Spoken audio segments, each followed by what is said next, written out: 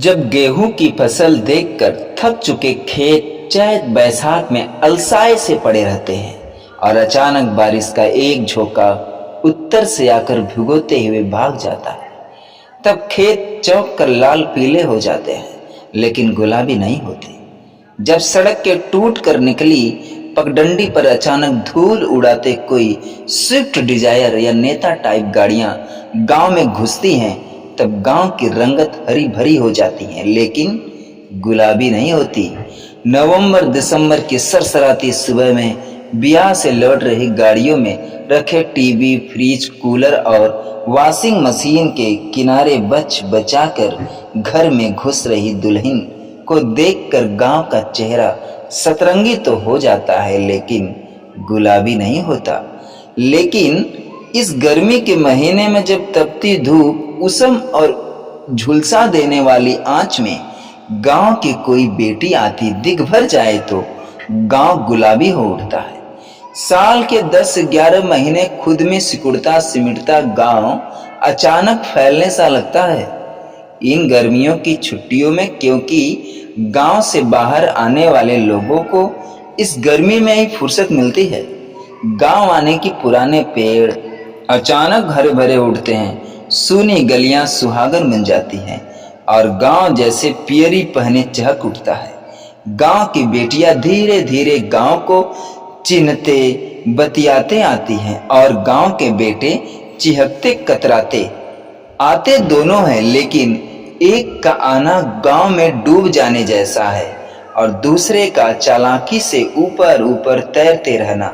बेटियां सीधे सीधे घर नहीं आती, अंझुराते हुए आती हैं, रास्ते में किसी काकी का पैर छूते हुए, कोनो चाचा का आशीर्वाद लेते हुए, तो किसी गाय को देखकर अंदाजा लगाते हुए कि एक बेरा में 5 किलो दूध तो देती होगी। यही नहीं, रास्ते के पेड़ पौधों की मोटाई नापते हुए, ये अगले बार आए थे तो बहुत पतला था, इस बार बहुत मोटा गया है। और प्रधान जी के 2 मंजिला इमारत को आश्चर्य से निहारते हुए कि अरे ये तो बालकनी में झूला लगा दिए हैं। कुछ सालों पहले गांव से कोस भर पहले बस से उतरी थी पूरब टोला की चंपवा। स्टेशन पर रिक्शे वालों की भीड़ में से 2-4 रिक्शे लपके थे उसकी ओर और थोड़ी देर बाद चंपवा को मैं सामान और बाल बच्चों समेत रिक्शे पर लादे दीना काका के पैर जितनी तेजी से रिक्शे के पैडल दबा रहे थे उतनी ही तेजी से उन्होंने अपने मन को दबाया कि बोले कि ना बोले। तब तक बगल में रखे बैग के टंगने को एक हाथ से पकड़े और दूसरे हाथ से साड़ी ठीक करते हुए लड़की ने खुद ही कहा, ए काका, एकदम दुब्बर पातर हो गए हैं आप। दीना काका जैसे चहक कर बोले, चंपवा चिन्ह लिखा हमको, हम तो डरा रहे थे कि कैसे बोले। फिर तो बात चल निकली तो गुड्डी, मनसवा, रधिकवा, मिनवा, बबीतवा और रघुआ के साथ साथ सैकड़ों हजारों यादों में डूबते उतराते कब गांव आ गया दोनों को पता ही नहीं चला था।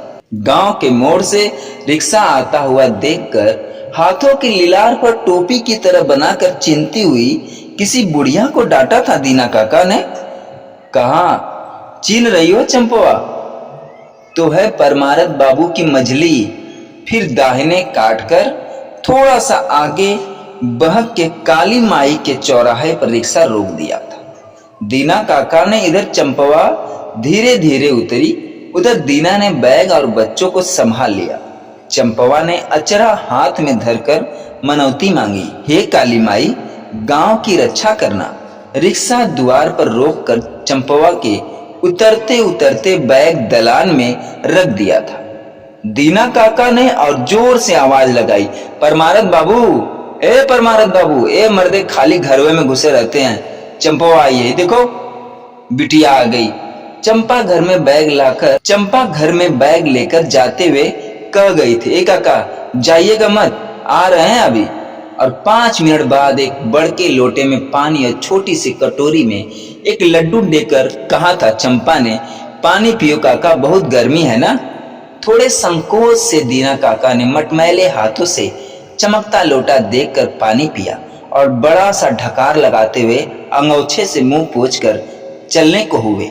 रिक्शे की घंटी टुनटुनाने लगी। तभी अंदर से दौड़ती चंपा की आवाज ने दीना काका के पैर रोक दिए। ए काका, पैसवा तो लेते जाइए। महाराज, काका क्षण भर रुके और हंसकर कहा, भक्त, हम तो घर ही आ रहे थे, तभी तुम दिख गई तो तुमको भी ले आए। इसमें कैसा मजदूरी लेना है जी? यह बेटी और गांव है, जिसके बीच में तरलता है परंपराओं की और गर्मी है संबंधों की। ये संबंध मन वेतर होता है। तभी तो द्वार पर अधमरी मेहंदी की गुड़हल में बाल्टी का पानी डालते हुए चंपा ने खिसियाकर बाबूजी से कहा, हफ्ते में एक बाल्टी पानी नहीं डाल सकते? मेहंदी में देखिए तो सूख रही है। परमारथ बाबू ने सुरती मलते हुए कहा, डालते हैं रे, कभी कभी मिस्टेक हो जाता है। चंपा ने माँ से पूछा, कटहल आम मंगा ली हो ना? पिछले हफ्ते ही छुट्टी में कह रहे थे आपको। आधे घंटे बाद अंगना में बिछी दरी पर चंपा गांव की 4-5 औरतों के बीच में बैठी अचरा के लिए आम काटने में लग गई। कुछ बूढ़े होठों से मर रहे गीत झरने की तरह झरने लगे। उधर मूर्छित मेहंदी में जैसे जान पड़ने लगी। खपरेले पर कौवे लड़ने लगे तो गौरैयों ने आंगन में फुगतना शुरू कर दिया। झूमर के बेल थे दीवारों के बाहर तक सुनाई दे रहे थे। मोरी धानी रंग चुनरिया इतर गम के। गीत की खनक में खोए परमारथ बाबू ने प्रधान जी से कहा था, प्रधान जी देख रहे हैं ना, गांव तो बेटियों के ही होते हैं, बेटों का तो शहर होता है। जब से आई है चंपा तब से दिन रात कब बीत जाता है समझ में नहीं आता। लग रहा है कि पूरा गांव गुलाबी हो गया है। प्रधान जी नम हो चुके आंखों के कोरों को धोती से कोने से सहलाते हुए बोले, बबुआ, गंभीर, बहुत गंभीर बात कहे हो आज। गांव तो बेटियों के ही होते हैं। जब तक बेटियां इस बात को याद रखेंगी तब तक गांव इसी तरह गुलाबी रहेगा। चंपवा ने अगले दिन पूरे घर को लीप कर नई दुल्हन बना दिया और ओसारे के पर्दे बदलकर नए लगा दिए। आम और कटहल का अचार डालकर आलू का पापड़ भी बना दिया। उसको एक गोड़ पर काम करते देखकर परमारथ बाबू ने टोक भी दिया था कि अरे 3 बरिस बाद तो गांव आई हो, थोड़ा आराम भी कर लो। चंपवा ने बस हंसी से भुलवा दिया था, कुछ कहा नहीं था। हाँ, अंगना की दीवार लिपते हुए उसके ओठ फिर गाने लगे, गंगा जमुनवा के पेरी मटिया। लेकिन गीत जो होते हैं वो गर्मियों की छुट्टियों की तरह होते हैं, छोटे छोटे होते हैं, बड़ी जल्दी खत्म हो जाते हैं। फिर 2 मुट्ठी चाउर में कुछ दूब की पत्तियों के बीच 2-4 हल्दी की गांठें अचार में बांधे चंपवा एक दिन चली भी गई और गांव पीछे पीछे थोड़ी दूर तक छोड़ आया था। उधर चंपवा सुबकती सिसकती गई थी, इधर गांव सुबकता रह गया था। ये बहुत पुरानी बात थी। आज भी गांव में गर्मी का मौसम आता है। बारिश के झोंके अलसाए गांव को जगाने के लिए भिगो जाते हैं, लेकिन गांव गुलाबी नहीं होता। आज भी ऊँग रहे गांव में रिक्शे हर दरवाजे पर आकर रुकते हैं। लगभग सभी घरों में चंपा उतरती है, लेकिन वो सीधे घर में चली जाती है। कोई दीना काका को लोटे में पानी नहीं पिलाता और दीना भी चुपचाप 10 का नोट कुर्ते की जेब में घुसाकर चुपचाप चल देते हैं। मेहंदी की जगह रंग बिरंगे पौधे ने ले ली है, जिसमें वाटर पाइप चालू रहता है। बाहर जैसे ही किसी चंपवा का बेटा गांव के लड़कों के साथ खेलना शुरू करता है तो चंपा खिड़की से डांट देती है, आदर्श क्या कर रहे हो? वेदांत क्या कर रहे हो? सर्किट क्या कर रहे हो? देखो तो सारे कपड़े गंदे हो गए, चलो धुलो कर आते हैं। चौक उठता है गांव और चंपा की आवाज चिन्हने की कोशिश करता है, लेकिन चिन्ह नहीं पाता। शादी ब्याह के मौके पर चंपा अब गीत भी नहीं गाती, साफ कह देती है, मुझे ये सब नहीं आता। गांव उदास हो जाता है और सोचता है कि भला ये गीत भी आने की चीज है। उधर कोई चंपा किसी कूलर के सामने बैठकर भी शिकायत करती, उफ कितनी गर्मी है, गांव अब रहने लायक नहीं। गांव फिर चिन्हने की कोशिश में है कि लेकिन चिन्ह नहीं पाता और करवट बदलकर आंखें बंद कर लेता है। पलकों के भार से कुछ बूंदें गालों पर लुढ़क आती हैं।